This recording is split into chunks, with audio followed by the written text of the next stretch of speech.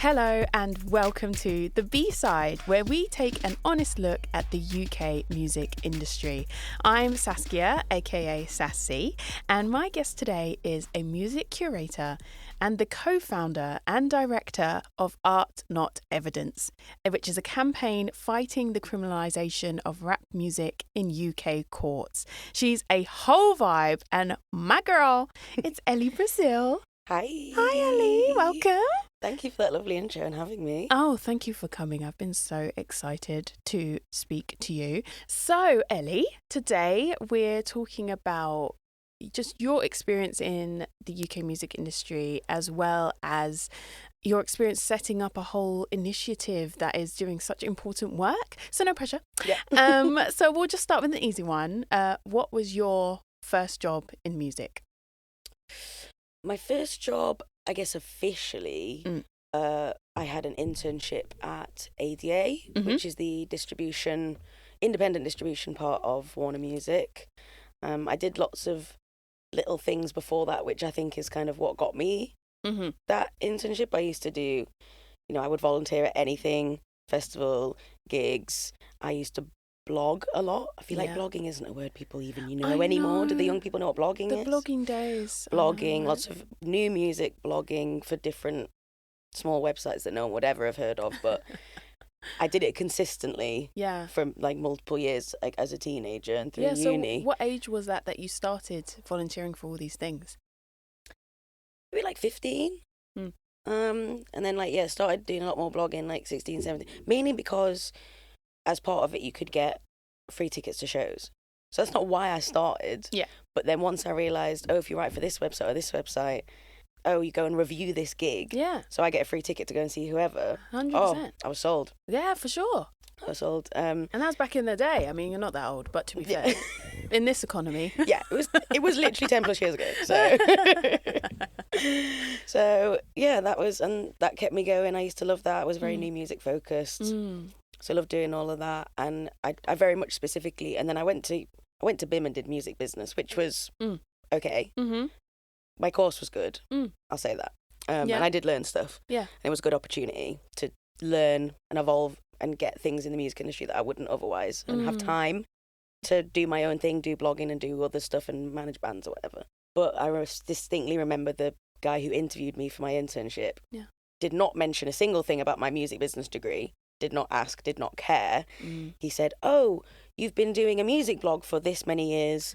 And I used to do a segment of my blog called Label of the Month, where I'd interview an independent label. Awesome. And he was like, is it always independent labels? And and you've done that for like a year, da-da-da. And I was like, well, in my head I was like, well, yeah, I'm not interviewing bloody Warner and Sony, am I? Like, yeah, it's always tiny independent labels. Yeah. I was like, yes. That's a given. And like I named like the most recent one he'd done, and he was like, never heard of them. But he, I could tell that he was like, you've done something yourself that you're interested in consistently. It was very obvious that that's what he was looking for. Yeah. And he found that. And then the next day it's like, you've got the job in the distribution of independent labels department. Amazing. Do you know what I mean? Yeah. And I was like, okay, that's like, it was very clear that's what got it for me, not the degree. Just because I think a lot of people think that now because there's so many of these music business degrees. And I'm not saying don't do it at all. Because, I had so many amazing uni memories and still know my best friends from those times. And it was still good, but... Yeah, it's not as necessary as you would assume. 100%. I don't think it's necessary at all, really. I mean, if you don't want to or need to. Yeah, I mean, I've mentioned it briefly, but I mean, I studied as an actor, so here we are. But you're presenting now, which is not that far away. It's not too far away, transferable skills. But I'm still very much deep in the music industry with no focus on that as my degree. It's just a passion, as you say. It's something that you are driven into, and it's not just for the perks, it's for the love of it. 100%. I mean, we've discussed this before again, but I do feel like there is kind of a low-key divide between people in the music industry that are there for the passion, or as you said, are there for the perks. the longer you're in it, the more you're like, oh, you don't even like music. Yes, and that's so interesting, isn't it? When you work with people like that, and you're like, well, you could be anywhere then. Yeah, probably making more money. I don't really know what we do. Making more money for sure, guys. Okay, for sure.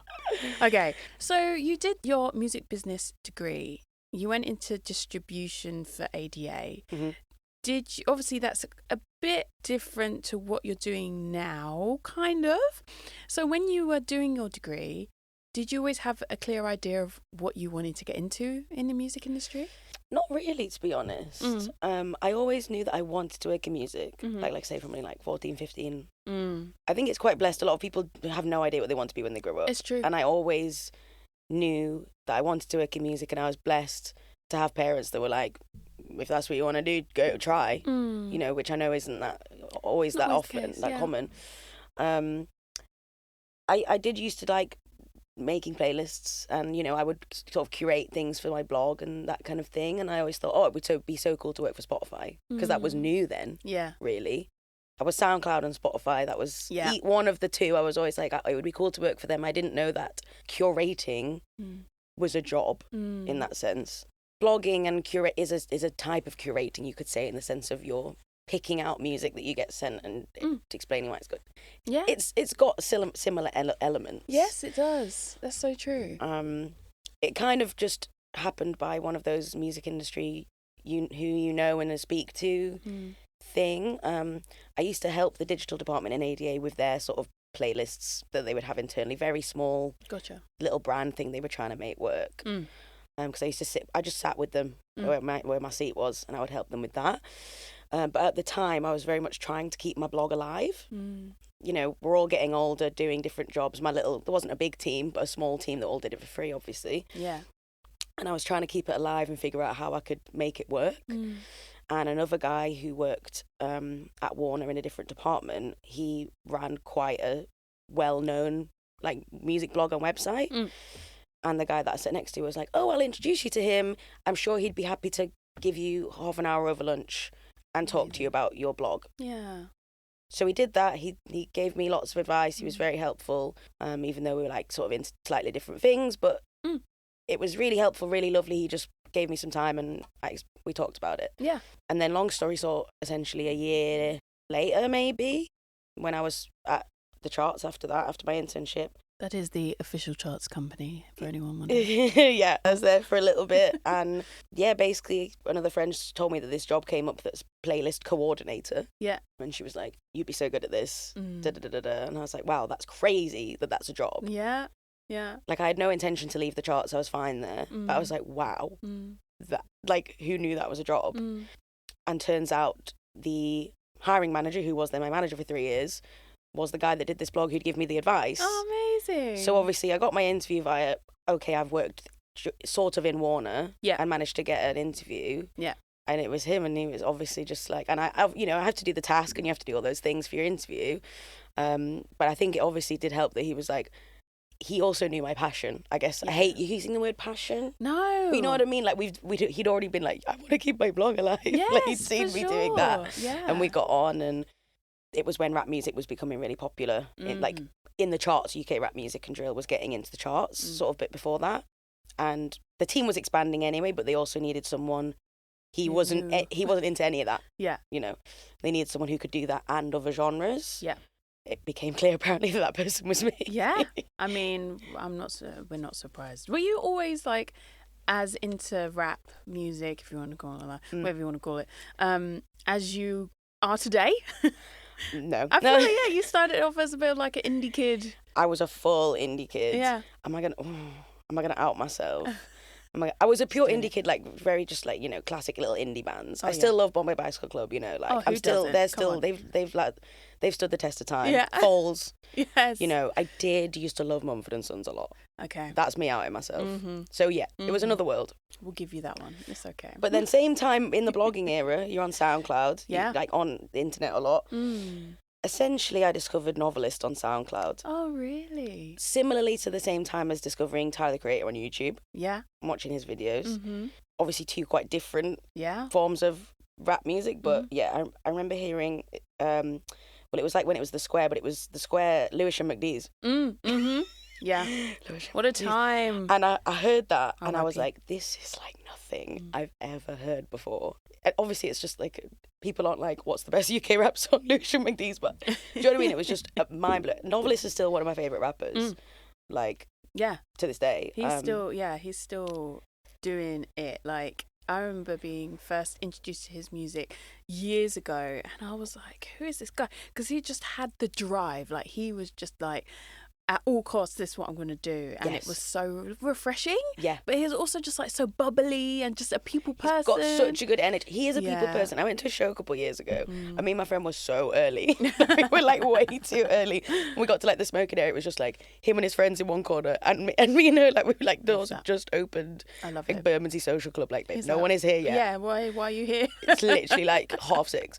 And he literally came over to be like, hi ladies, you okay? Like, very sweet. Yeah. Very, very sweet.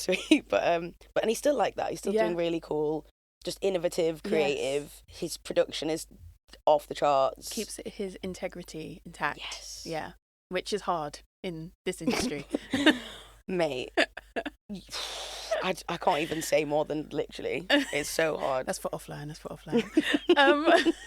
So, in terms of being a music curator, I guess the official title, some would say, is a music editor now, is what you're doing. So can you tell us what that job actually entails? So it entails a lot of listening to music. Lovely. Which is great. And sometimes, like, the longer I've done it, it gets more hard because it's... The more you listen to music, like, it kind of becomes a big pile of sound in your head. I'm always like, people, like, you hear a song playing somewhere. And I'm like, oh, what's that song? And people are like, how do you not know? I'm like, my brain is a big pile of like musical notes, just like piled on top of each other. Against I am not good at the intros round. I can't do it. Like, it's just a big pile of music in there. But yeah, so generally, like, the labels and distributors send their music to us because they want to be featured in the playlists.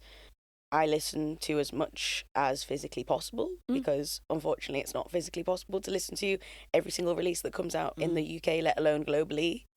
Are you getting sent global things then? Okay. Yeah. Because I do global pop and moods and moments now for Napster. Wow. Which Which is just a lot, there was redundancies. You get more put on your plate. This is how it goes. Yep. As well as UK stuff. But yeah, you listen to as much as possible, try and prioritise, and then and that's all, pre-listening links, when they're not on Spotify, on DSPs yet. Yes, yeah. And we have stuff so you can pre-program it before it comes out, so you can do some of your work beforehand. Yes, yeah. But Friday, New Music Friday, everything comes out. The big Update day. your playlists. I mean, I don't do everything on a Friday, but that would be insane. update your playlists, and I also manage the sort of homepage and what gets featured and stuff like that. Yes. Napster has changed a lot in the 3 years that I've worked there. The most recent, without going, it's way too long for this podcast, the story. The most recent iteration has been bought by a big tech company in America. Of course. That was called Infinite Reality. Okay.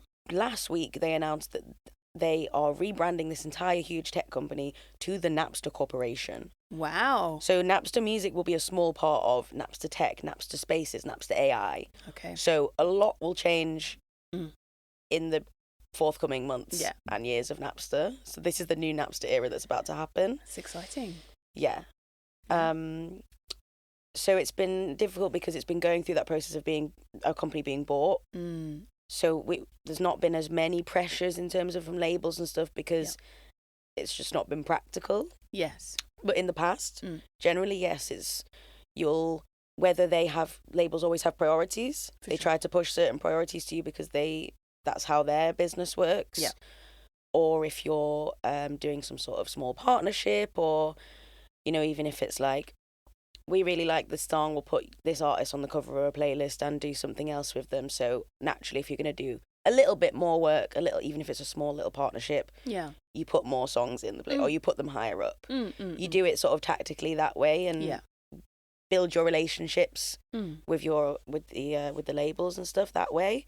But other than that, pretty much to my tastes, and I mean, the smaller playlists or the moods playlists, like that, those more like to my taste. They're more your baby. Yeah. If it's summer hits 2025, you're doing that on popularity. People will be, even if I hate the most popular song right now, but it's the biggest summer banger. Yeah, it's going at the top. Yeah, why isn't it there? Yeah, 100%. You have to. It is all about the audience. Yes, it's not about me. Yes, but if it's like a smaller, I don't know, new jazz or something, and I'm like, well, I think this new jazz is cool, so I think you should listen to it. Nice. And that's, but because the audiences are different for those playlists, and they're happy with that. Yeah. Whereas the summer hits, people want the summer bangers. They want the summer bangers. Yeah. So is it a lot to do with data as well? Is data a big part of what you do? Yeah, absolutely.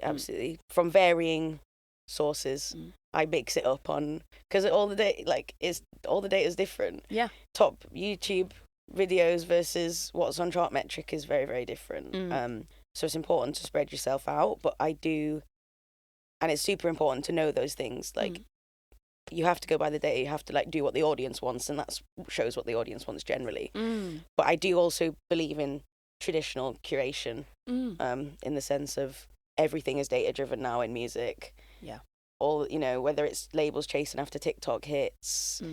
So many of the songs that we know from previous eras and that we love is because someone found it and they loved it and they rode for it. Yeah. They put their heart and soul into it and were like, this is good music, and you guys will love and care for it, even if the stats might have shown differently, and it worked. And those are the best stories. Yeah, for sure. And those are the, like, a lot often like the artists or the songs that, even if they didn't stand a test of time, made an impact on the future of music and the way music changed or adapted, like even if a lot of people wouldn't know them or that's you know what I mean, like it's important. Like what you're saying is that because things were a lot more analog back then, it's harder in a way to go viral because it's not so easy to share something at a tap of a screen. Like you have to have it on cassette and play it for your friend, and like make copies off the radio or whatever it is.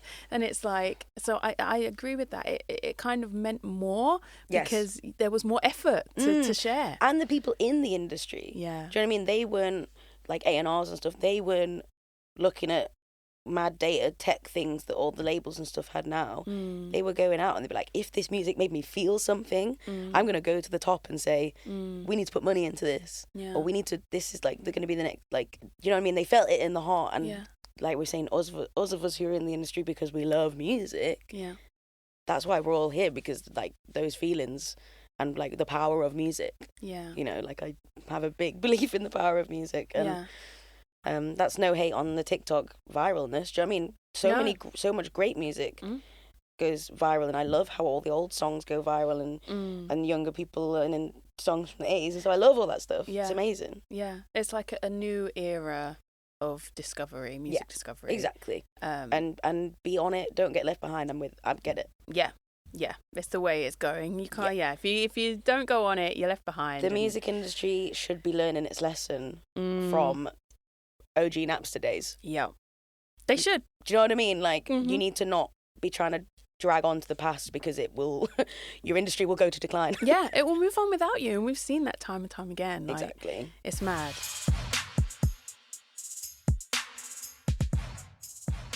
Has there been a track that you were sent in the pitching process, as in them pitching to you, that you heard and you thought, oh my God, this is going to be big and I've heard it before? Majority of people. Okay, I've got low-key 2 examples. In terms of virality, I didn't know it would go viral, but when I heard Tinashe Nasty, nice, I was like, this is huge. I was bumping that for a good, like, maybe, it wasn't that long. It was like a month or 2 before it went viral. Yeah. And I was bumping it and showing it to people, being like, this song is crazy. Yeah. This is a crazy song. And then when it went viral, I was like, there good. You go. Good. And my other one I was thinking about the other day was, I remember when I got sent a song, I guess it was her first album, from Lola Young. I think the song's called Stream of Consciousness. Yeah. From her first album. Yeah. I remember hearing that and I was like, this is crazy. She's an artiste. And then I listened to the album and I was just like, she's got it. And she's gone, I guess things just move faster now, but yeah, she's gone big and I guess with the going viral helps, obviously. But yeah, I'm happy to see how like popular she is now, because she's amazing. Yeah. Well, she's one of those ones where Like, I've only seen footage of her live, but she really like encaptures the energy. Yes. It's like she speaks for the audience, you know what I mean? Like, they don't just like the song, they connect with what she's saying. Oh my God, so much. It's because she's an artiste that's herself. Yes. So I went to see Tyler, the Creator, last night. Yes. And I was saying, like, why he inspired me so much as a teenager is because he can't help but be himself. He's that himself. Do you know what I mean? And he's an artiste.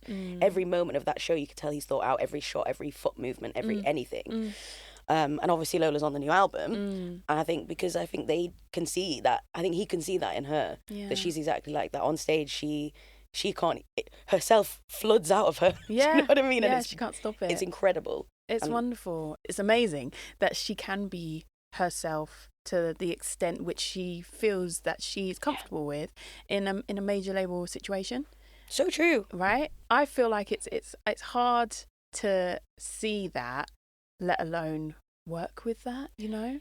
Like, it's not common. It's not common, and I feel like labels can kind of resent, maybe too hard a word, but when they're up against someone who knows what they want and what they want to achieve and isn't just happy with the situation, it's interesting, isn't it? It is, because if you're outside, you wouldn't think that that's the way it works. Oh yeah.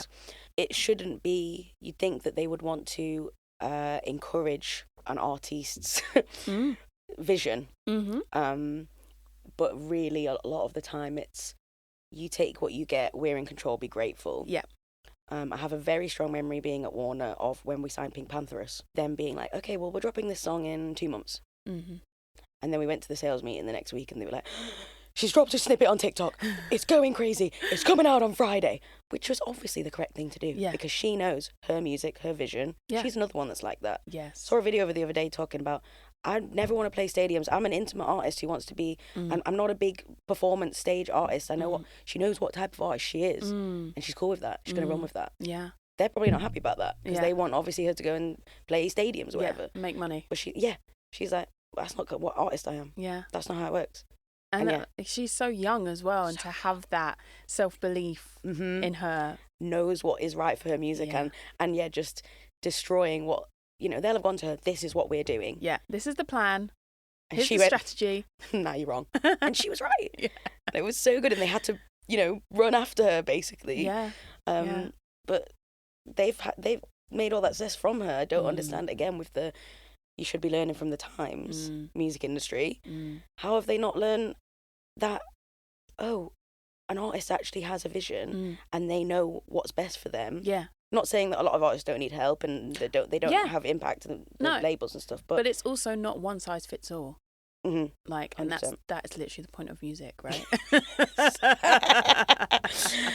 How have they not grasped this? It's all quite different. It is. It's so confusing. It's always like when you're in it, it's such a weird, like, double reality. Like you can see how it makes sense to them, but you're also like, but this goes against like the natural inhibition of music and what it is to create. And it's just, it's so interesting when you're in it. I think it's because it's that, like, I know depends how big of an independent label we're talking, but I think it is different if you're in like an indie label compared to like a major label is a global conglomerate, essentially. You know what I mean? The sort of corporation necessity to be that level of a company is kind of an antithesis to independent creativity, solo creativity of music, of something that comes from the heart and the soul and like within you. You know what I mean? They kind of don't add up. So it makes it the longer I've thought about it in life, it's like it just doesn't actually work. Their business model doesn't work. Sorry.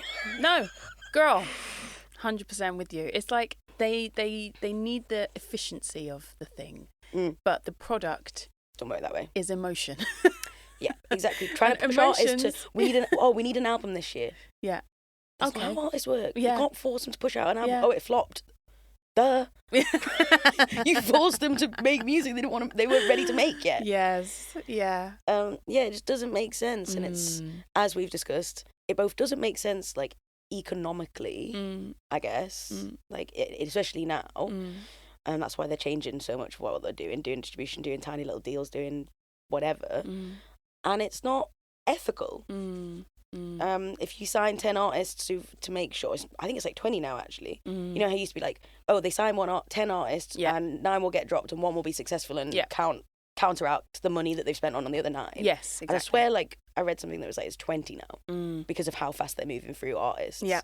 We sign 20 artists, 1 of them will make enough money back, 19 artists will get dropped, and it'll affect their entire career and their self-worth and their belief and the way they treat them. I just don't like.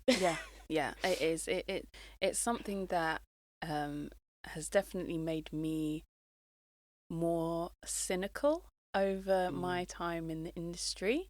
But then when you get together with, you know, the right people, the fire begins again. So I guess the important part of that is being in the right place in terms of if you want to be label side, like finding the one that you can back, I suppose. Like no one's perfect. No, but it's absolutely. And no hate to there's lots of amazing people who work in major labels doing amazing work, repping for their artists. Oh, for sure. No hate on all of my friends and all the people who I don't know who do that. Like, no doubt. We've been there. We have literally both been there. Yes. This is why we're talking about it today. Yeah. But that's it. Like I'm talking to is people that normal people that work in this industry and the realities of it, and there is no shade on the people that are doing their job. Absolutely. But it's set up that way for them to do their job, you know? Yeah. So it's like, you know, the man. Yeah. And it is that thing of like, we both know that there are, even if they're little things, there are little things you can do from the inside. Oh, yeah. Not saying you can change the world from the inside, change the whole thing from the inside. But there's little things you can do. Yeah. There's little pockets. Yeah. Find your people. Yeah. Wherever in life. And that is our daily affirmation. So you now, I mean, you're from Manchester. You lived in London. Whoop whoop. 0161. For how many years? 7. 7 years. Then you moved back to Manchester. You left me. It's fine. Sorry. I'm not bitter. I take what I can get. When she's down, I'm like, okay, we're doing all the things. Yeah. So you're very busy, is what I'm saying. You're up in Manchester. You're down in London. You're here, there, and everywhere. So what does your day-to-day look like now? Different every day. I mean, generally, it's a lot of working in cafes and stuff. Just because I have a remote job. Yep. I don't do very well sat at home all day. Yep. I'm quite a social person. Even if it's chatting to the barista helps me. A lot of remote working on my laptop, mixing emails and doing bits, doing my naps to bits and doing art not evidence bits as much as possible. And very much juggling, figuring it out, which I'm okay with. You got to go with the flow. You got to keep figuring it out. We're all always figuring it out. Yeah. If that makes sense. It never stops. And trying to not be too busy that I go crazy. Yeah. That's about it. How do you not get to that point? How do you be like, okay, things are getting a bit too much right now? Are you good at saying no? No, I did say that at the beginning of this year that I was like, I'm going to do that thing. There's a phrase, isn't there, about it's not about the things you say yes to, it's about the things you say no to. Yeah. And spreading yourself too thin is not smart. And I think I'm about at the cusp of where if I said yes to something else, I would be spreading myself too thin. Okay. But I'm aware. Yes. All I can recommend is running. Okay. Running and yoga and remembering to meditate. Self-care. Those things are important. When I was in a sort of bad mental health place last year, it was very much because I'd stopped. I got so busy and thinking, I have to do this, I have to do that, I have to do that. Yeah. That I wasn't like, babe, take time for a run and a shower. Yeah. And not shower, you know what I mean? A run, then a shower. Shower, yoga. It's like not that large amount of time. Yeah. And it will make everything better. Yeah. But you think, I'm so busy, I don't have time for that. It's like just as important, if not more so. It's absolutely. Yeah. Because then you can actually do the stuff you're trying to do, not going round and round in circles. Yeah, that's such good advice. It's no, because it's like super simple, but so simple that we take it for granted. Yes. Yeah. Yeah. So with Art Not Evidence, so it's a growing coalition of lawyers. I've taken this for your LinkedIn. Journalists. So well written. I was like, I'm just going to read this. Yeah, do. So it's growing coalition of lawyers, journalists, academics, music industry professionals, artists, and human rights campaigners. Mm-hmm. And they're all working together to fight the criminalisation of rap music in UK courts. So you've been in Parliament, you've held panels, and you even appeared on Channel 4 News. That was amazing. You can actually still watch that online as well. So take some time. It's so good. It's Diggity, right, isn't it? Yes. And it's great. And can you just kind of give us the origin story of this campaign, how it came to be? Yeah, I'll try and speed through the story. But it starts where we just left off, really. I'm working at Warner. My job is playlists, doing the rap playlists, looking at data, looking at the charts, etc. I start to see this is when rap music is getting popular, it's going up in the charts, drill music is getting up in the charts. What I've never been able to prove, but what I refer to as a correlation between rappers going up the charts and an increase in police surveillance and or intervention. So, for example, it would be like, this UK rap song is now in the UK top 40. And then they posted that their shows got shut down and they don't know why. Yeah. Song goes in the top 20, the video's being pulled down off YouTube, and bearing in mind I'm in the label, so they're like, oh, we don't know the reason. Oh, YouTube have now said the reason is quote unquote bullying. And there's all these sort of, things aren't making sense. And I have a strong memory of we signed a drill rapper straight out of prison. You can discuss the ethics about that another time. Straight out of prison, he goes top 10, and then he's posting on social media all the time that the police are following him like 24/7. So it's just all these things. I'm like, this is a bit weird, and no one else in my team was, except your previous guest Jeremiah, was like thinking that this was anything dodgy. And then COVID hit, basically, and I started to do loads more research just about this whole thing. I'm like, this is weird, this is dodgy, I don't like it. There's lots of already journalists who've written about some of this stuff happening, which led me to find out that it's not only these awful tactics that are happening, the music is actually being used as literal evidence of crimes or quote-unquote bad character, all these strange legal things in court. Doesn't happen with any other genre of music. It's very clear that this is a racism problem. This just makes no sense. I was like, this is music I love, this is music I listen to. That music would never get used against me in a court. No. There is not a single chance that I one day would get in court for a crime and they would be like, she listens to drill music though, so that probably means that she's in a gang or a bad character. Yeah. Just would never happen because I'm a white girl from Manchester, Right. Just would never happen. So I was like, this is insane. Long story short, doing more research, started getting in touch with some of these journalists, some of these academics, getting to know them more and just asking about it and being like, from a music industry perspective, one of the academics who's sort of the OG in all of this in the UK, really, she was like, you're the first person from the music industry who's ever got in touch with me about this, other than one guy who runs a drill label, and he's experienced his artists going through this, Yeah. And I was like, that's crazy. Yeah. I'm just like, it's not like that, but you're just like, I'm just a no one. I'm like a junior coordinator. Like, I'm not even like, I'm no big dog in black music or something. Do you know what I mean? Yeah. I would just presume that all these people would know and be aware. And like, I think my question is then, where these rappers, MCs are being signed to these major labels and something like that happens to them, is there support? Is there like, do they use their own lawyers, like the music label's lawyers, or just supporting them emotionally, whatever it is, through these processes? Did you see any of that? No, I've heard a little bit better, some stories that are a little bit, we did support this artist through this more recently. Okay.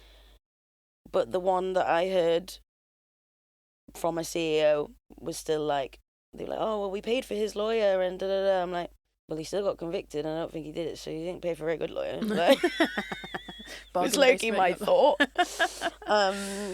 But yeah, no, I mean, at one point when I was still at Warner, I had to like get in touch with people who are way more senior than me because I'd seen something happen on the internet, and I was like, are we supporting this artist that we've just signed out of prison who's clearly being discriminated by the police? He was like, oh damn, no one even told me about this. I've made sure made the label go to management now and say we'll support you financially, etc., etc. with this, so thanks for bringing it to my attention.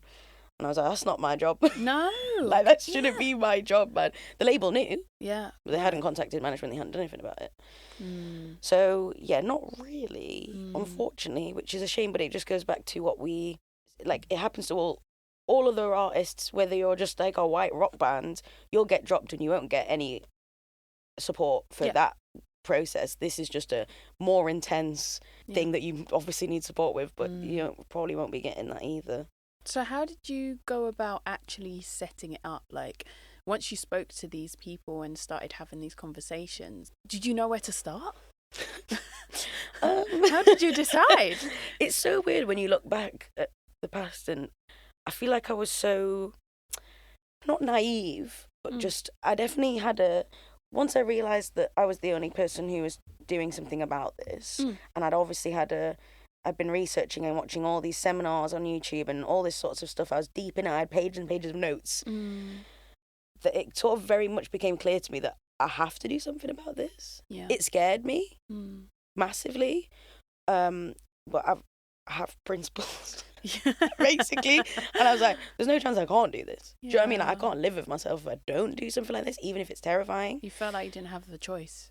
Basically. Because it's so important. Yeah, and if no one else knows about it, I have to. Yeah. No one else if there's literally no one else.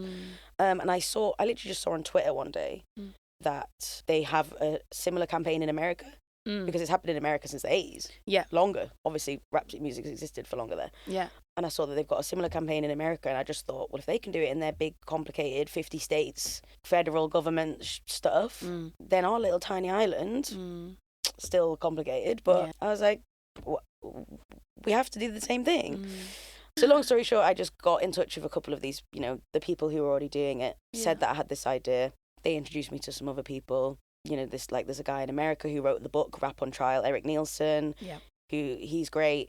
He chatted to him about it. He was like, hell yeah, do it, and you just gradually go from there. Got people together, had like a first meeting of people who said they were interested. A lot of like the lawyers and stuff that we discussed what the best way to go about it is.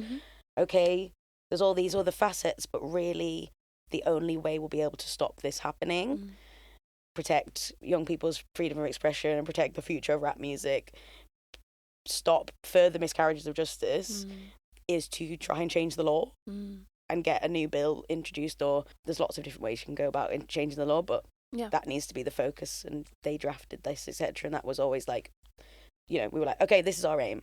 Okay. This is what we're doing. And again, naively. You're just like, okay, that's what we need to do. That's what we need to do. Sometimes that helps though. Just going Delulu, baby. It's the Delulu. Just keep the Delulu running. 100%. Because now I'm like, I always knew it was going to be a long term. I didn't think we were going to do it in 5 minutes or in a year or two. Yeah. I always knew this was going to be a long thing that we're working towards. But the 2 years in, I'm like, this is crazy. Yeah. Yeah. This is crazy stuff. Yeah. So yeah, you got to go for the Delulu and your principle.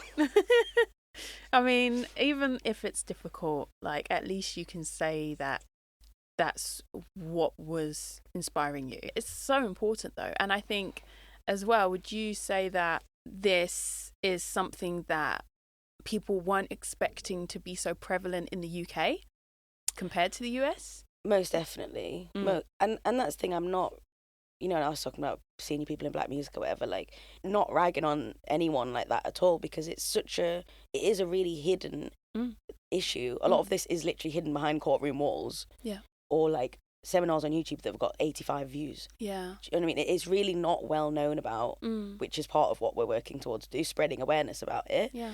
Especially because there's so many misconceptions that are pushed by our politicians and the media about rap and drill music. Same with every black music genre ever, blah, blah, blah. But because there's such misconceptions about it, people think that the stories that are in the press about oh, an artist rapped about something that they did, about a crime. No one in art evidence denies that. That's just the, like, minority. That is the minority of cases. Yes. And the majority is rap music being used to introduce stereotypes, to influence judges and juries, and convict young people who literally haven't done anything, weren't there, etc. So people don't know that that's happening. And they don't know that the music they love is being used to do that. Because it's not even just the artists themselves, like, you know, being persecuted. It's the people that just enjoy this music. Yeah. They listen to it once and they're like, that means that you're doing the same things. It's so, like, it makes no sense if you understand music. Yeah. Or, like, not even rap culture, just music. Expression, exactly. If you've got any of that, you know that that's insane. Yeah. Like, there has literally been a case where someone has been convicted of joint enterprise or conspiracy because they had a screenshot of a drill music video on their phone. Wow. And the judge literally said, you have, quote, possession of drill music. Again, what does that mean? Like, these people don't have a clue. Possession of drill music, which is enough to infer that you are the member of a gang. Oh my gosh. Because it's a young black boy. Yeah. As I said before, I've got screenshots and pictures of drill artists and things on my phone. Do you think that would ever happen to me? Never. There is just, I would bet my whole life on the fact that would never happen. Yeah. So yeah, a lot of us, the beginning of this campaign and still going now is just the spreading awareness of, like, the fact that this even happens. You mentioned in the past that were you a rap expert? Yeah, I missed that bit of the story. But I only touch on that because, as you say, a judge saying you're in possession of a screenshot, blah blah blah, and that means you're a member, you have intention. Doesn't that just go to show how removed they are from any kind of use of this art in a case? Like, how can that have any bearing on your actions? And so So is there a thing now where there are more rap experts in courts? Is that a growing phenomenon? There are more than there were, for sure. Yeah. So yeah, the part Tell us the quick story about it. The part of the story that I missed out was that... Because I love that. Rap expert. Yeah. I only did about 3 cases because I was like, I'm not a rap expert. I mean... and they imagine someone else, then you come in and they're like, oh. Well, yeah. Luckily, I never had to go to court. Oh, wow. Because it happens to me all the time still. Yeah. Like, what's she know about drill music? I'm like, fair play. Yeah, yeah. I'm a 5'4" white girl. Like, fair play that you're like, what the fuck does she know about drill music? Surprisingly, a lot. So yeah, the academic who I mentioned, who's the OG, yes, Ethnic Quinn, got in touch with her because in this seminar they talked about how there aren't enough rap experts to be going to the court and talking like any other scientist expert would about DNA or something, talking about culture and conventions of rap music, why it's not literal, or the interpretations of lyrics or videos or whatever, and providing that context. Because what happens in pretty much every one of these cases is that a police officer will speak for the state or for the prosecution and say, he probably meant that, and the amount of stories of stuff that makes no sense is insane. No other option. Like, not like, oh, these are the different... Because a rap expert would be like, these are the different potential interpretations, because it's music. You can't say it's this or that. Yeah. They're like, oh, it means the thing that means he's bad, every time. The most funny one I actually heard was that it was a group of boys all in white t-shirts, and he said that was their gang colours. I'm not joking. It's crazy. Oh, so yeah, they were like, we need more people to be experts for the defence. Yeah. I'd got in touch with F and sent her an email. She rang me the next day, being like, oh my God, I've just had this case. And they come super last minute as well, obviously, because they don't want you to get an expert. Yeah. They come like... They want to catch you out. Yeah. She was like, I've got a case. It's like about a manager of a drill artist, something.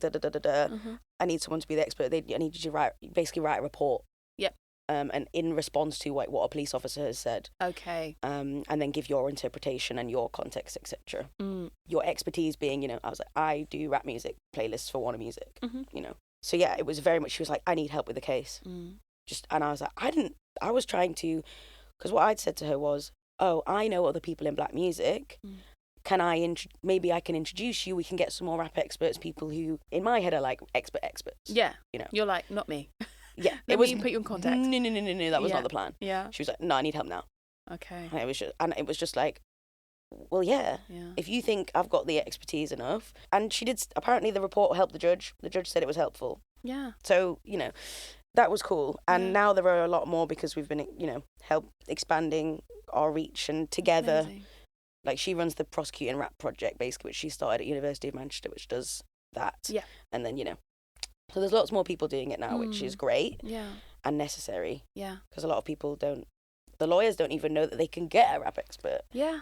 So that's something else we're trying to spread awareness of, like, to lawyers, saying there are people you can instruct to come and speak to your court and say, this is not what the police officer says, or not what it seems. Yes. Because a lot of people just think it seems the way it seems. It's so easy to see as literal evidence, because rap music can be often like autobiographical, and the way just the there's been 20 years of rap music is gang related and is crime, and from David Cameron and Lethal Bizzle going at each other about grime. Like, this is not new.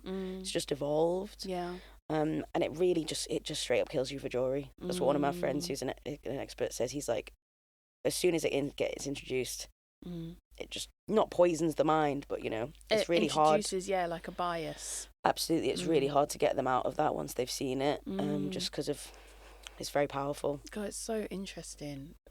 I have a question about the reaction. How receptive have the UK courts been and the public to what you're putting out there? They differ, I would say. I mean, we've not had much interaction with the courts. I mean, the most recent, the Manchester 10 case that went to the Court of Appeal, Justice, who are a massive human rights organisation who we work with, introduced loads of stuff into that appeal case about music, about institutional racism, etc., etc., etc. The court did not acknowledge a single part of that. So they're very behind still. Even the Met Police might have, like, a case sort of said, oh yeah, maybe we're institutionally racist. The court system is equally institutionally racist and has never yet admitted. So yeah, the court system behind, slow, not great. Yeah. Public, pretty good. Better than I thought when we launched, to be honest. Okay. I was pretty nervous about it. But pretty good. The only times that people don't get it is just because if you have a misconception about what the campaign is, which is our job too. We need to be clear about what we're doing. It's we're all very much figuring it out, like I said. But like I say, because most people's perception is that if rap music is used in court, it's because someone self-snitched on themselves. If they've done a crime and then they've said about it in the lyrics, people are like, well, why shouldn't that be used? That's not what we're advocating against. Our law is literally just asking that it's flipped, so it shouldn't not all this random music that's used to introduce stereotypes, that shouldn't be allowed. But if you can actually argue that it's relevant, then it can be used. It's not a blanket ban. That's not what we're advocating for. So once people understand that their perception is wrong, not their fault, and that they're of the issue, and their perception of the campaign is wrong, and what we're actually doing makes sense, then they're like, oh, okay, cool. Go ahead. Yeah, okay, I get it, I'll sign, Yeah. So generally, otherwise people are just like, oh yeah, it's important, freedom of expression, great. Yeah. Your supporters then include the Ivors Academy and the Musicians Union, Featured Artists Coalition, Music Venue Trust, as of yesterday. Amazing, congrats. Thanks. Annie Mac, Idols, gigs, naturally. Yeah. And lots of other music industry and lawyers and academics and people. We just had recently hit 1,000 signatures on our open letter. That's amazing. If you want to go and sign that. We'll shout it out at the end. We will. So do you have any labels that are public supporters of this, or plans to get them on board? Has there been a reaction? Couple indies. Yeah? Couple indies. No majors. Working on it. Absolutely working on it. What do you think is the reason for the slow uptake there? Classic corporate red tape, continual misconceptions. I had someone, I won't name names, but someone senior in a major label who was fully on board, has helped with stuff in the campaign, and then went back for another meeting with one of my new directors. And it was recently after the Chris Cabba trial stuff with the police officer where he got acquitted, and the Young Thug case. Yeah. recently after all of that basically had happened. And he was like, oh, well, with all this Chris Cabot and Young Thug stuff, it just feels like all the wind in the sails has gone from your campaign. Oh my gosh. I was like, how have you... Obviously, old white man, senior man, major label. That's not telling of who it is. I was like, how have you gone from understanding our initiative to basically a couple of headlines? Do you know what I mean? Which are all racist and inaccurate, both essentially. And look, thank God, my fellow director was there with me because I was stunned. I said to her, it's just gonna be a quick catch up. It was a 45-minute. Re-explaining to him the entire concept. Yeah. And I was just so shocked. I was like, oh man, this is going to be slow, isn't it? Yeah. It's all about comms. It's all about exactly. Comms. It's all about comms. A couple headlines flipped his mind so quick. Yeah. Because they have a platform. They don't want particular connotations, even though they release some of the music. Well, that's the thing. I think there's I think they know what they should be doing. Yeah, but they don't have to, so they won't. They don't have to, and like you say, there is still a lot of people in bigger corporations where there is red tape. It's still contentious. It's not so obvious what we're doing. Anything that might be perceived slightly badly for them, even if it's the right thing to do, they won't do it. So I'm working gradually. We're taking steps, like you say. Just had the more people that get on board and the more artists that get on board, and we both know that if one of them does it, the others will follow. That's how they work. That's how it always goes. So I just have to lock through one, and then the other two will follow. Yeah. So we'll get there eventually, hopefully. 100%. Or do it without them. Yeah. There's been a couple of big meetings with other big organisations in the music industry that I've spent 3 years, people introduced me to this person, them not replying, and then recently it was really, I'm not really wanting to hold grudges or think it like that, but it was a really vindicating moment that this person had ignored me in this organisation that I really needed to get into. And I managed to get a meeting with the CEO of this organisation, who led me to the CEO of this organisation, who went, oh, you have to get in touch with the CEO of this organisation and him, and he'll make sure you do that. So went over the head of this person to the top, and then they were like, oh yeah, we'll do this and do this, that I thought I needed to beg for. Yeah. And I was like, oh, it felt so good. Yeah, truly vindicating. Yeah, I don't think about it like that. I don't think, I've put this much time and effort into it. No, but it is what it is. Yeah. And it felt so good. Yeah, for the message to land. Yeah. That is the whole point. It's and the people with the power actually advocating for the same thing. Yeah. It's I can't imagine and that's the joy. Yeah, exactly. And all of that led to, we're doing another event in Parliament next month. Amazing. Where we should be, hopefully get more MPs on board, which is obviously necessary to change the law. So it was all necessary to get to that point. Oh, that's amazing. And it felt good. Oh, it's wonderful. So that's the next thing for A&E is Parliament again. Another event next month. Another one. Yeah, okay. Just, you got to keep getting at them. Love it. But it's a joint event with a couple of the groups that they have internally. They're called all-party parliamentary groups. Okay. So there's one for music. So it'll be whether you're a Tory or a Labour or a Lib Dem or whoever, or a Green.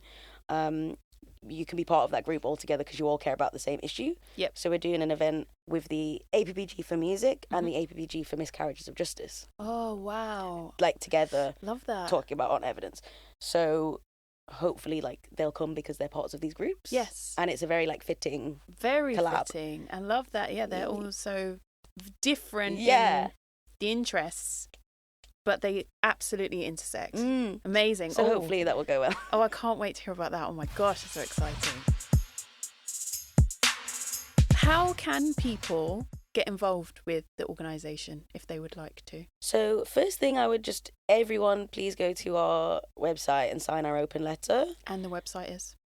artnotevidence.org. There we go. Sorry. Our open letter is on there, and then you can click a link, go and sign it. That'll be huge, because then when we go to Parliament, we'll say this many members of the public have signed our open letter. If you work in the music industry, please get in touch to sign our public notable signatories, because that looks good. Looks to great. The MPs as the well. names on there, I'm like, oh yeah, we need more. If you work with any artists, or we just need more connections. The more connections leads to further connections. I have a dream of having a sort of some patrons of artists of other genres. Okay. Because Giggs has spoken about us and stuff, but he's a veteran in this. Yeah. And people are always like, oh, we need a rapper to talk about it. We need a rapper who's experienced this. That's what the press and people say. And I'm like, the rappers don't want to speak about it because they are literally the ones being targeted. If they speak, like, this is what happens. Yeah. If they speak about it, it might add fuel to the fire and people start investigating them. Like, that is... Absolutely. People might say that sounds conspiracy, but that's how it works. No, yeah. Like, I've heard so many stories about, that this particular police officer was after this rapper. Like, he wanted him down. Like, I'm not being funny. This is what happens. So it's actually dangerous for them to speak out. So, and I feel that in the same way, like I was saying, what are they going to do to me? What are you going to... Oh, maybe she smoked weed once. Oh, wow. So, what are you going to do? You can't do that to me. So I can speak out for this. You use your privilege. Exactly. Yeah. And I would like other artists of other genres to do the same, as Annie Mac and Idols have done by signing our letter. Yep. And say, all art is important. Rap music is art. Yeah. This is a slippery slope. Yeah. We should be those people and represent for them. So that's my dream as well. Yeah. So if any artists or people like that, spread the word. Get in touch. Okay. Quick fire round then. What was your favourite memory or pinch me moment that you've had in your career in music? Okay. Probably, I guess, when I was a little younger than I was, because you get used to it, don't you? But I have a very strong memory of being an intern and getting into the lift, and Stormzy was in the lift. Oh my gosh. And so this was when he used to be on ADA, and it was like, everyone was like, oh, is he going to carry on his deal with ADA? Yeah. And I get in the lift, and obviously, like, look, I'm 5 foot. Look up so high. The lifts are tiny as well. Yeah, look up. So and then obviously he looked at me and I like look back down, be like, oh my god, like I don't like stare at him like oh god, and then I get out on floor 2 and he goes up to floor 5. And there'd been rumours that he might sign to Atlantic, which obviously he did. And I ran in being like, guys, I was just in the lift with Storms, he went up to floor 5. And everyone was like, quack! And just in generally being like, I was stood next to Stormzy. Yeah. And I was like 21. I was like, this is crazy. Yeah. And he is a tall drink of water as well. Like, again, I am 5'3", and oh my gosh, he's a tall man. He's a statuesque fellow. Yeah. Let's stop it there. Yeah. And other than that, probably the first time we did our event in Parliament. Yeah. Because I kind of we had people speaking officially, so I thought they were just going to be doing it. And then it was this big round table with a big seat in the middle, and everyone was like, well, Ellie, you're introducing it and everything, right? You're going to be there in the middle. Wow. And I was like, we didn't discuss this. And they're like, yeah, but it's your thing. Like, you have to introduce everyone and introduce the whole thing. And thank God I didn't know in advance, because I probably would have been more nervous. Right, that's so true. And you just being sat next to Nadia Whittam MP, who's a legend. Yeah. She's such an icon. Yeah. The fact that she's supporting our campaign is crazy. Yeah. That was also crazy. The life you are living. It's insane. I love it. What advice would you give for listeners who want to become either like a music editor, music curator, or set up their own initiative in music? What would you say to them? Firstly, like you say, just like do something, get started. Have like an action step every day, even if it's something tiny. Like to-do lists can get a little bit cumbersome. Like even if you have send one email to someone today. Like if you do a little something every day, you'll get there. Yeah. And I would say, I got quite, I guess not lucky because I did build it, but my team is everything. Like I wouldn't be able to have done anything without like the team that we've sort of assembled, and everyone has their own strengths and what they're good at, and everyone plays to their strengths. Yeah. And everyone's like, wow, you've done so much in 2 years or whatever. But I'm like, I pull the strings and I do a lot of the like daily work, but because I have these people to go to for advice, or you join this meeting with me, or bits and bobs, and we have a wide range of skills, that has really done the job. Yeah. So I would say, having a good team around you is the most important thing. Restarting an initiative. If you want to work in music, definitely, like I say, do the equivalent of starting a blog is now. Whether that's a TikTok or an Instagram page, or have something that you can show someone that you have done something consistently and you care about it and you put effort into it, and you try enough to do your thing, or join in with someone else and do it together. Yeah. Like the main blog that I did was with someone else. We did it together. But do something to show that you actually one, that you have consistency and you can do it and you care. Yeah. But that, you can go back on. I could go back on and go, oh, I interviewed Declan McKenna when he was this small in this small venue, or to have that sort of proof of you've done this and you've been here and you know what you're talking about for the future. What's your favourite song or artist right now? Obviously, it changes all the time. Who are you bumping right now? Right now, I am bumping Infinity Knives. Okay. Sick. Mm-hmm. Erica DeCazier. Mm-hmm. Poser. Yeah.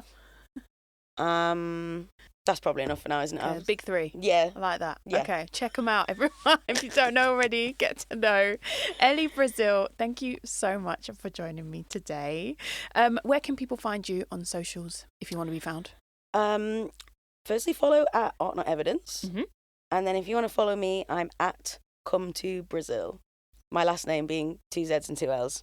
It's such a good last name. It's crazy. Elli Brazzill. Love it. And you can find me on at Saskia Kumba on IG and TikTok. You can follow at the B-Side Music Pod, and you can even email us on the B-Side Music Pod at gmail.com for any comments, questions, or suggestions for guests on other shows. See you later. You're the best, Sass. Thank you.